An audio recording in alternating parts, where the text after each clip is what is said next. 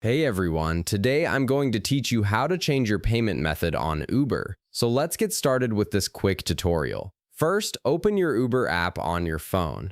Once you're logged in and on the main screen, direct your attention to the bottom of the app where you'll see several navigation options. Look for the one labeled Account and tap on it. This is where all your personal settings and payment information are stored, so it's the main hub for managing your Uber profile. Once you're in the account section, you'll see various options related to your profile and preferences. From here, tap on Wallet.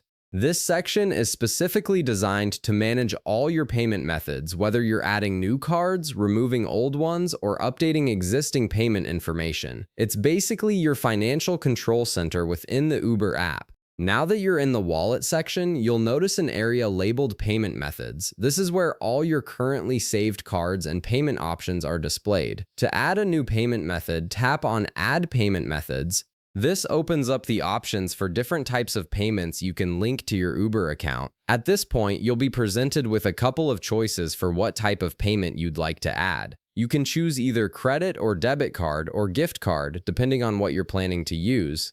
For this example, let's tap on credit or debit card. This is the most common payment method people use for Uber rides, and it's what we'll focus on here. After selecting credit or debit card, you'll be taken to a form where you need to enter your card details. Start by inputting your card number in the first field. Then move on to the expiration date, followed by the CVV, which is the 3-digit security code on the back of your card. You'll also need to select your card currency from the drop-down menu and give your card a nickname. The nickname is helpful if you have multiple cards saved, as it makes it easier to identify which card is which when you're selecting a payment method for a ride. Once you've filled in all the required information, tap Next. This moves you forward to the verification step, which is an important part of securing your payment method. Now here's the final part. Uber will ask you to take a picture of your card to verify it's legitimate. This is a security measure to protect both you and the platform.